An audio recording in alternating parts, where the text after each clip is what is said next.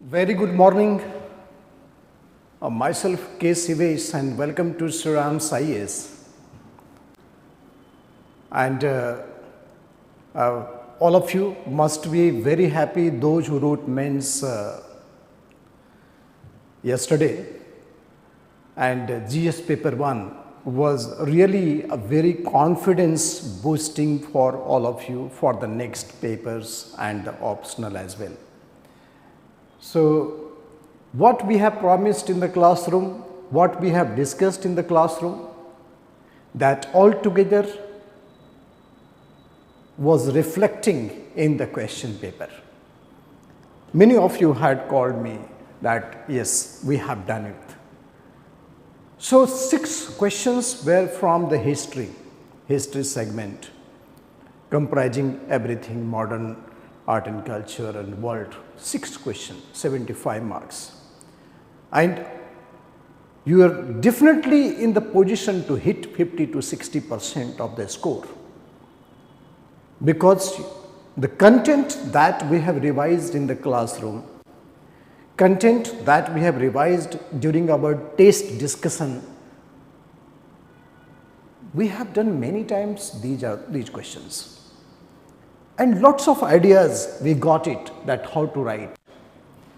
But remember one thing, the best part that anybody will get is in this question paper, in the answer, is the introduction and the conclusion.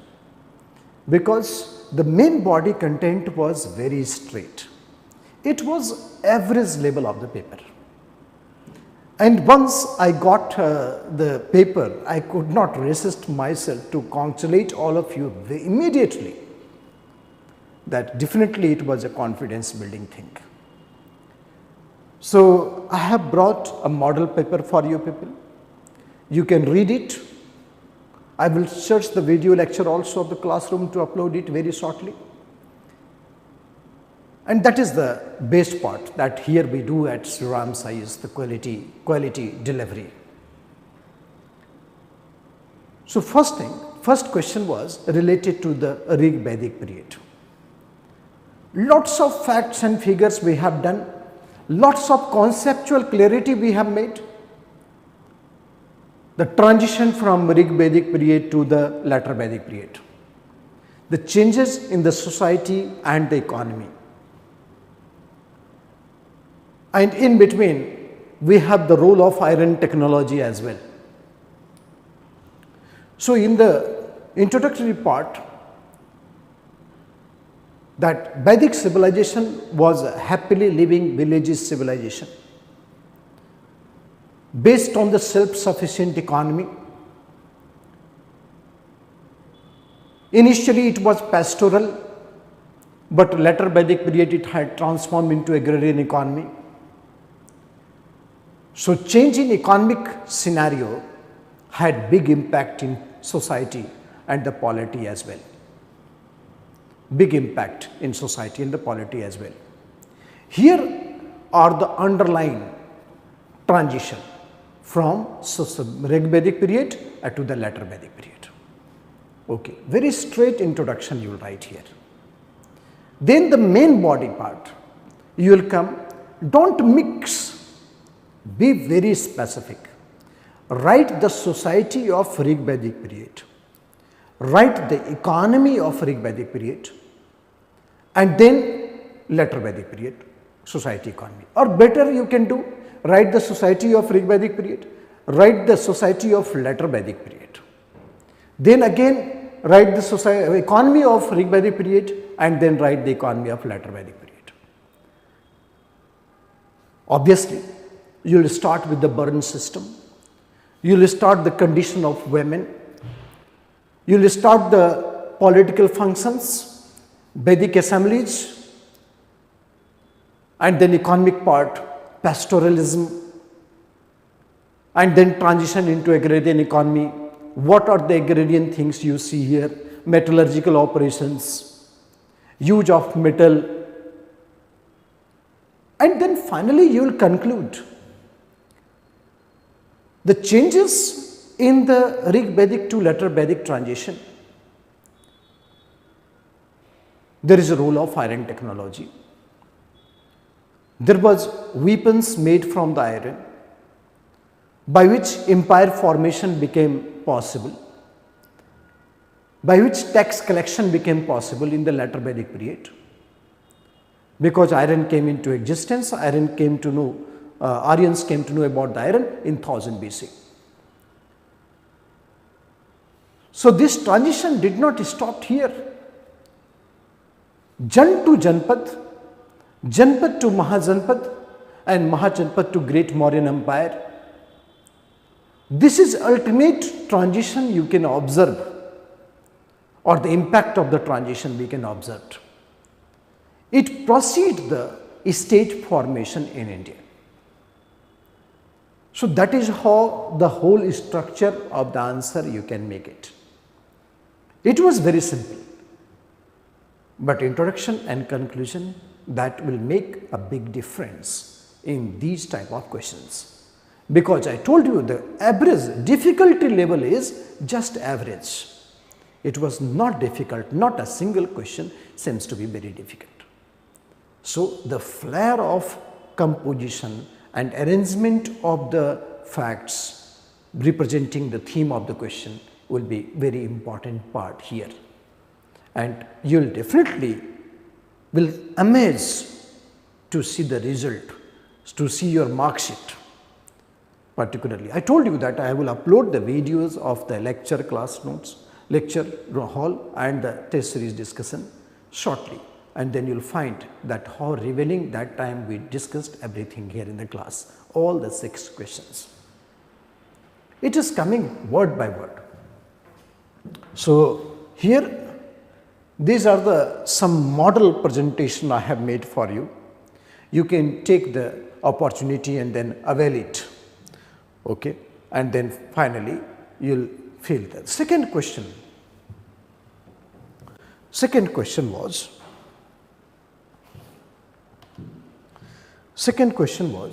estimate the contribution of Pallavas of Kanchi for the development of art and literature of South India. Estimate the contribution of Pallavas of Kanchi for the development of art and literature of South India. You will start writing like this, introduction. I told you the differences will be huge. The process of state formation in South India had real manifestation in the formation of Pallava Empire or the Pallava dynasty.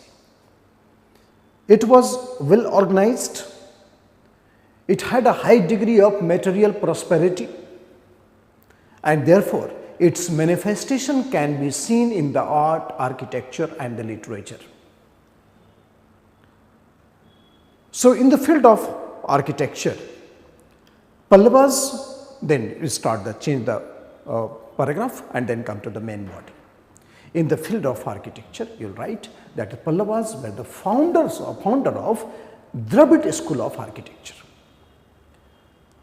and particularly the sculpture come architecture of Mahabalipuram is the best explanation of the foundation of Dravid school of architecture.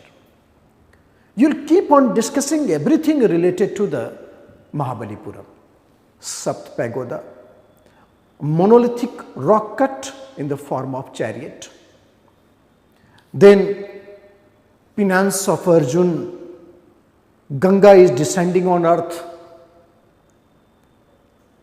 and the sword temple of Mamalapuram.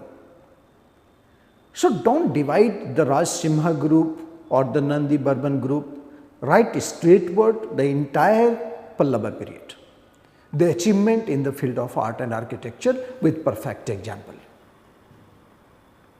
Then Pallavas, actually they were the great patron of Sanskrit.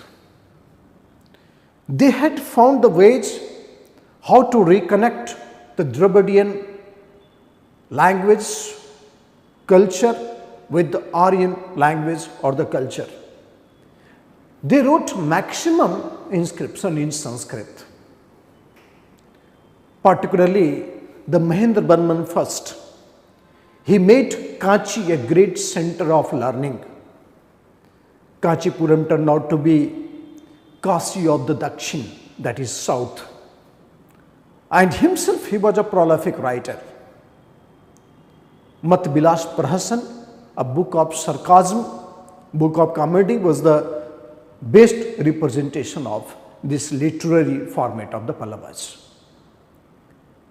And then finally you will conclude, the foundation which was laid by Pallavas reached to its climax during the time of Chola period. We have the magnificent architectural beauty which is standing tall even today. And at the same time, the Sanskrit literature which was patronized, which further extended by the philosophers like Shankaracharya and others. So therefore, this was a foundation of that what contribution we can make out in the achievement of art, architecture and literature of the Pallava period. This is how beautifully you can conclude the answer of this segment, right. So, the achievement of the Pallavas in the field of architecture highlights the origin of Dravidian architecture. Several kinds of religious buildings were constructed and that classified into the cave temple. Monolithic rock cut architecture, right, Rathas at Mahabalipuram and Kanchipuram. Okay, and then you will write everything related to. So, use some crafted word. Emergence of the Grantha script helped to evolve the cross-cultural literary exchanges between Dravidian and Indo-Aryan traditions. Okay. So, in single sentence you try to convey lots of things. Pallavas patronage to literature set the example to be followed by the later ruler dynasties in southern India. And then you will come across that how Shankaracharya and others had given so much valuable contribution in establishment of a great literary tradition of the Sanskrit. Okay. So, this is the way that you will format your answer. It was a beautiful question, and those who have done lots of practice in the classroom, it was a nice cakewalk for them. Third question was, what were the events that led to the Quit India movement? I hope all of you might have thrilled after looking at this question, and in the classroom also I have predicted. So, here what were the contributions? Look at the events that led to the Quit India movement. How you will start? The Gandhian technique of mass mobilization had reached to its climax during the Quit India movement. Gandhi's technique of STS model, in bracket struggle truce struggle model, Gandhi was very much convinced by 1948 that the masses in India are enough capable to challenge the mighty British Empire, and therefore war of position was in favor of Indians, and therefore Gandhi finally decided to go for the final struggle. This is how you will start writing in the Quit India movement. There are many factors which prompted Gandhi to take a very strong decision to start the mass movement after initial reluctance. I told you that Gandhi was not ready to mass movement, and this is the reason why Subhas exit from the Congress as well, out of the many reasons. Okay. So, if after initial reluctance, then first you start writing the war in Burma, how it was discriminatory. Indian soldiers had suffered huge humiliation and casualty. They were placed in the front of the war. They were used as a human shield. So, discontentment of the people was rising, and Gandhi, as a mass leader, he had well connectivity with the people, and he understood the sentiments of the public. Second, after loss of Singapore, Indian soldiers were retreating back. They faced huge racial discrimination. There was a black road for Indian soldiers, white road for the British. Therefore, most of the Indian soldiers, rather than they decided to come to India, they preferred to become the prisoners of war. They preferred to become the prisoners of the war. Then third, the famine-like condition in the northeastern India and eastern India, because British had created the buffer stock of grain. There was a huge shortage of grain in the market. Major food crisis had developed in the region. Next, you will find that Atlantic Charter. That was a first meeting to establish UNO. Idea was to abolish imperialism and colonialism. But India was placed exception to Atlantic Charter.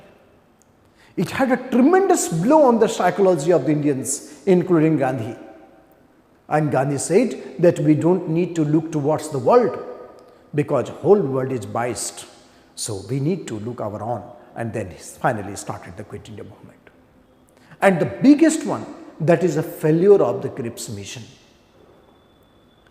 Cripps mission, which offered dominion status after the war, which offered constituent assembly after the war, which was described by Congress and Gandhi as post-dated check. So, failure of the Cripps mission prepared the background of the Quit India movement. These are the causes, but don't stop here. Write a small paragraph that how intense this movement was. It was All India Comprehensive Leaderless Movement. Rebellions had a huge push for the British. Rebellions had established parallel government at many places. There was underground activities. There was disruption of the communication system. Finally, after 2 years of struggle, 1944, Quit India movement had ended. And then you will write the conclusion. Although this movement did not result in independence of India immediately, but its intensity forced British to realize that their days in India are numbered. It forced British to change the policy towards India from policy of dominion status to policy of divide and quit. And at the same time, within 3 years, India had a massive success of its long drawn struggle of 190 years in the form of independence. So this is how you will conclude with great impact in the futuristic ideas. Any movement will definitely cause huge progress in the field of nationalism in India. Okay? So this is how you can design this question and the answer.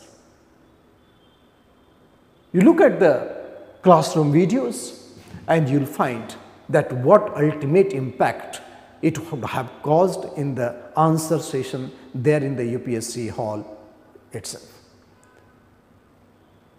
I hope all of you are very confident while dealing with this question. This is the model, that's something which actually I became very much for you people.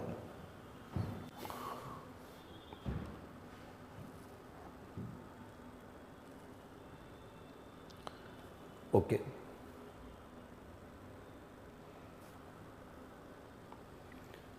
Then how far was the Industrial Revolution in England responsible for the decline of handicraft and the cottage industries in India?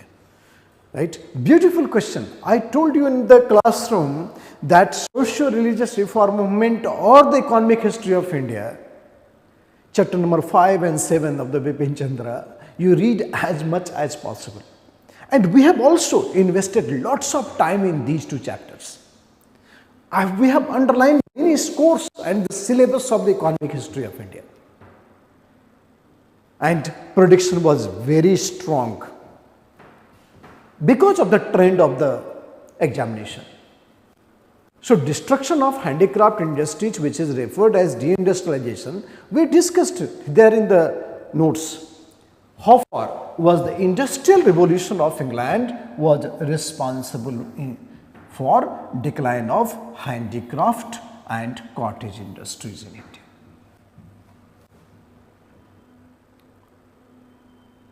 You will start writing in introduction, very simple language you will use, very simple, and you will say that yes, in the beginning of 19th century, Agriculture and handicraft were the two main bases of Indian economy. Agriculture and handicraft were the two main bases of Indian economy. But by the end of the 19th century, handicraft cottage industries lost its relevance and India had remained only an agricultural country. In 100 years, the British had a meticulous policy of colonialism, which had a huge impact in the form of deindustrialization of India.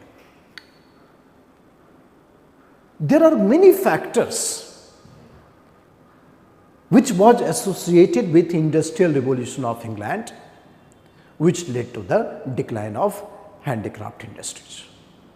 Conclude the introductory part. Solid, very simple and solid. And then come to the main body. Industrial revolution, it was referred as shift from man to machine. Machine made goods was qualitatively superior and cost effective. Look at the crafted words which will minimize the words. Okay. So, it was cost effective, qualitatively superior and cost effective. Therefore, the demand of Indian handicraft had decreased. India was transformed by the British government to work not only as a source of raw material, but the market for the finished product as well. So, therefore, introduction of railways added speed to the process of transfer of raw material and the market for the finished product. That is a brilliant thing you can write here. Okay. That shows lots of impact, lots of causes associated with the industrial revolution of England. Okay. In order to boost the domestic industries, British shifted the monetary policy. The rupees and pound exchange rate was fixed in such a way that it had promoted the British export and industrialization, and it had reduced the Indian export and Indian industrialization. So, as exim policy, it is all related to the industrial revolution of England. Okay. And definitely the capital formation happened in England, and it restricted the capital formation in India with, I will come with the data now. Then you start writing the impact of industrial revolution. If you look at the economic data of 1757 to 1947, the GDP of India reduced from 25% to 4%. Pattern of export of India reduced from 50% to 1%. And that is how the golden bird on earth, the most prosperous land on earth, turned into a poor country. This is dot number 1. Then you start writing that because of the loss of huge segment of Indian economic system called handicraft, there was massive unemployment, development of underdevelopment, growth of agricultural labor, poverty, famine, disease, and many revolts. Okay. You will come to know that the statement of Morris de Morris, deindustrialization is myth. This statement is full of flaws. Morris de Morris claimed that it is not only deindustrialization, it was shift in the mode of production from handicraft to heavy industries. But Morris de Morris did not explain the decline in GDP and decline in the exporting pattern of India. So, the British colonial system had created a poor country here in the form of India, and at the same time the bones and bloods of the cotton weavers of Deccan and the Gangetic Valley peasant of the Gangetic Valley had added prosperity and beauty of London. This is the ultimate things that you can conclude. All the borderline. So I told you that most powerful presentation of your answer will be here in the introduction and the conclusion part. And how you will relate various causes of deindustrialization of India with industrial revolution. It was deeply associated. The importance of India lies in the fact that how the industrial revolution of England will sustain on the cost of India. Okay. So, this question predicts so many things, integrated fact in the answer session. I hope all of you, those who had hard work and concerted work there in the classroom, it was easy for them to take. And we discussed this question here in the classroom, those who are writing mains this year. I will shortly upload the video lecture I told you repeatedly, and that will be a good time. I am very excited to see the question paper. Not only this year, many years, but this year almost 100% ditto is called, in common language called ditto. That question had come here.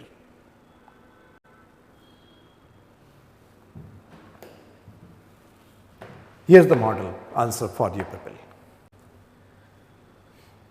Look, fifth question, world history. Look at your lecture notes, and I have laid down all the probable question shortlisted some of the topics, not entire world history, some of the hot areas. And one was the direct question that we discussed in the class, and this is it was basically a fought for the balance of powers. So again you will start here.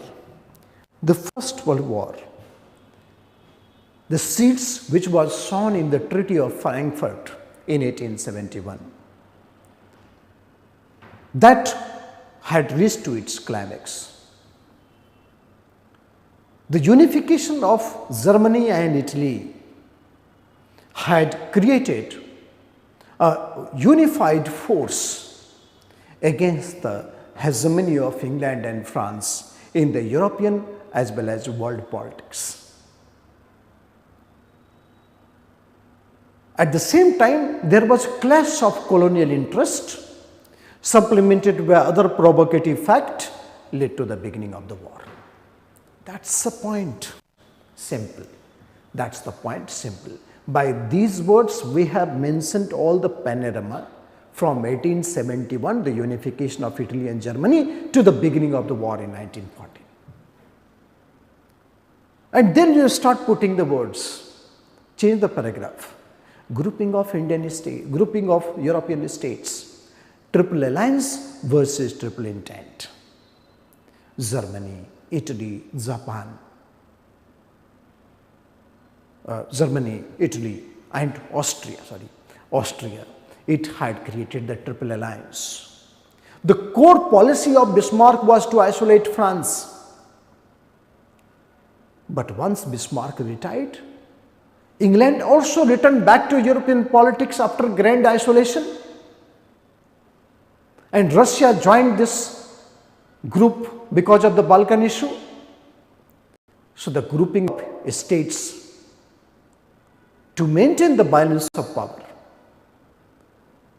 that ultimately led to the clash. Then imperialism and colonialism. The newly rising state like Germany and Italy were looking for the colonies to sustain the industrialization, and they were looking to expand the colonies where England and France had a very powerful locations. So the clash of the colonial interest. And third, the Balkan issue. The Germany was definitely responsible for massive expansionist approach in the Eastern Europe. German-Austria alliance captured Bosnia, and therefore Serbia-Russia alliance resisted very strongly. So there were various level of power structure. England, France, then German-Austria alliance, Italy, and then we have the Serbia and Russia alliance. So these power structure resulted in the First World War. Okay. Then clash of the colonial interest. Germany invaded over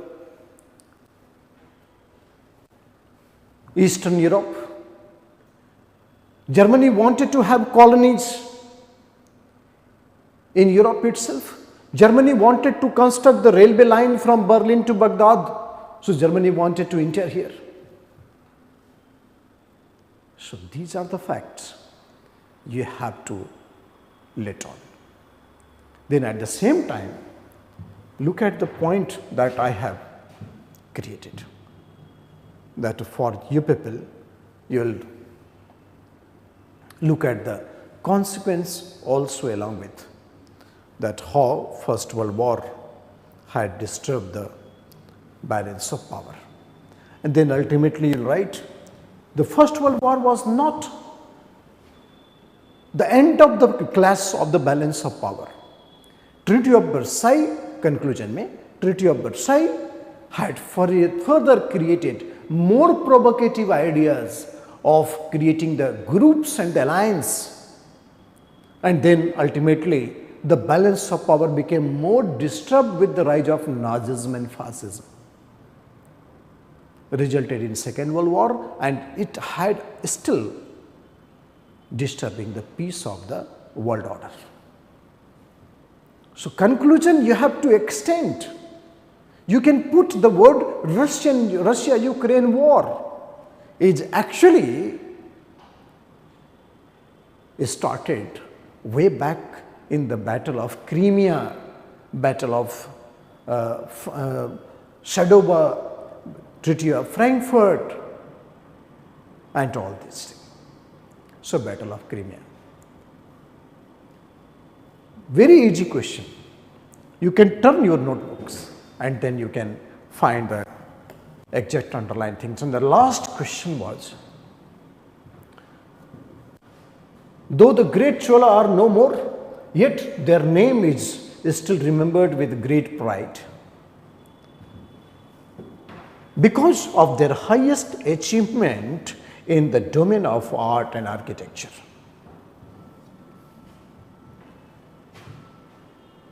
The Chola period is climax of the Dravid style of architecture. Very straight. Climax of the Dravid style of architecture. In Chola period, there are magnificent temple construction with high decorated values which express the theme of the religion, culture, and at the same time the statue of Nataraj is considered as cultural epitome of Chola, which is full of human philosophy. Philosophy of life. Okay, then you will start writing what contribution Chola had made. Immediately you can draw a picture like this. I draw many times in the classroom. Look at, this is how the Kalyan Mandapam and Gopuram. I hope you remember after looking this beautiful picture. We have Garbhagriha, we have Biman, we have Kalyan Mandapam, Gopuram. This is feature of the Dravid school of architecture, which is very represented by Chola in the Brihadareshwar temple at Tanjore. Gangai Kondacholapuram by Rajendra I. And these are architecture which was free from the foreign influence. You don't see any influence of the Roman or the Gothic architecture there, or any architecture that related to the Persian origin. It was totally indigenously evolved, and it also marked the prosperity of the state, the prevalent religious values, and these structures are still tall, and it represented the great cultural inheritance associated with the great land of Cholas. Its influence in the Southeast Asia and other neighboring countries can also be realized in many temples in Cambodia or Indonesia even today. These words will influence the Indian culture in the Southeast Asia. Temples are the best manifestation of expansion of Indian culture. That credit goes to Chola.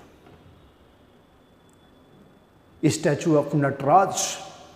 Each and every philosophy you can explain here, that there is a nimbus which is called time. Within the time there is a universe which is in circle, and then in universe there are two important gender, male and female, Ardhanarishwar, holding drum in the hand called sound of creation, holding fire in the hand called object of destruction. That means the universal philosophy is nothing is permanent. That is the beauty of the Chola architecture. The queen of the Chola, Amang Devi, and she was passionate for this philosophical expression of Lord Shiva. So, you will conclude here with these ideas, that how these philosophical values is universal, that nothing is permanent, which had a very founding expression of philosophy and art. And Chola's statue is the best explanation of that. That is a statue of Nataraj. So, many technological things is also inherited by looking at the Chola's huge rock cut amalgamation in the temples and other secular buildings. So, this is how you can achieve, you can explain these questions, and definitely you have best nerve present there in the examination hall. The 60%, 50%, more than 50-60% marks you cannot lose. You cannot expect that there won't be more than that. 50 to 60% is a very good idea to get it. So, I hope all of you had got a good enlightened views in the discussion session, and those who are writing mains next year, it would be a great experimental for them to get the confidence what they had learned in the classroom session, and those who wrote the mains, it would be a great revealing ideas for them, that how beautifully they had done in the classroom. So, thank you so much. Signing off. Have a nice day.